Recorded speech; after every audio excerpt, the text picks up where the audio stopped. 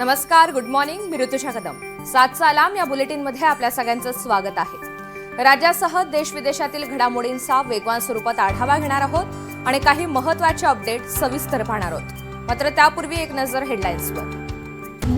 हेडलाईन्सचे प्रस्तुत करतात defence career academy. Chhatrapati Sambhajinagar व कोल्हापूर युवक युवतींनो, भारतीय सैन्यात घडवा अभिमानास्पद करिअर.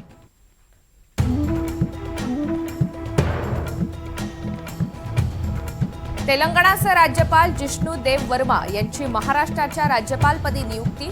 राष्ट्रपती द्रौपदी मुर्मू यांनी केली घोषणा.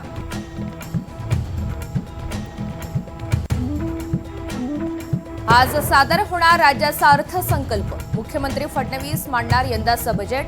अर्थसंकल्पाकडे शेतकऱ्यांसह उद्योजकांचंही लक्ष.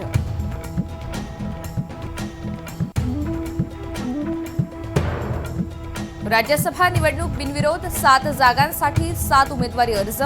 भाजपकडून 4, शिवसेना आणि राष्ट्रवादीकडून प्रत्येकी 1, तर मवियाकडून शरद पवार यांचा अर्ज दाखल.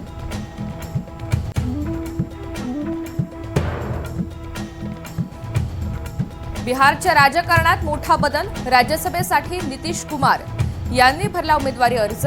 बिहारचा नवीन मुख्यमंत्री भाजपचा होण्याची शक्यता. गिरण गावातील प्रभाग समितीच्या निवडणुकीत ठाकरेंना धक्का. समाजवादी पक्षाच्या मदतीनं माहितीची बाजी. युतीच्या मानसी सातमकर यांच्याकडून श्रद्धा जाधवांचा पराभव.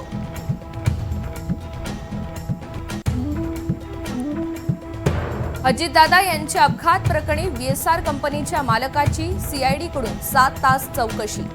सीआयडी चौकशीमध्ये VSRच्या मालकीची उडवाउडवीची उत्तरं, सूत्रांची माहिती.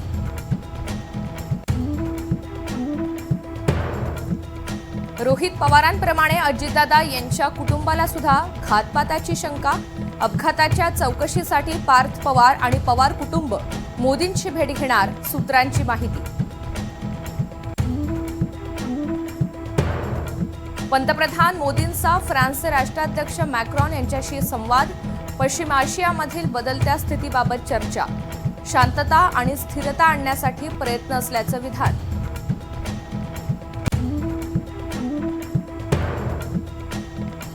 इस्रायल इराण अमेरिकेच्या युद्धाचा 7वा दिवस. युद्धामुळे इराणमध्ये 1230 जणांचा मृत्यू.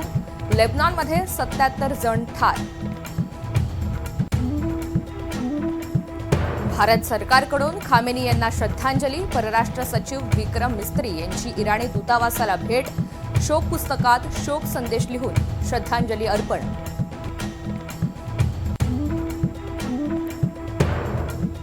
T20 विश्वचषकाच्या फायनलमध्ये भारताची धडाकेबाज एंट्री.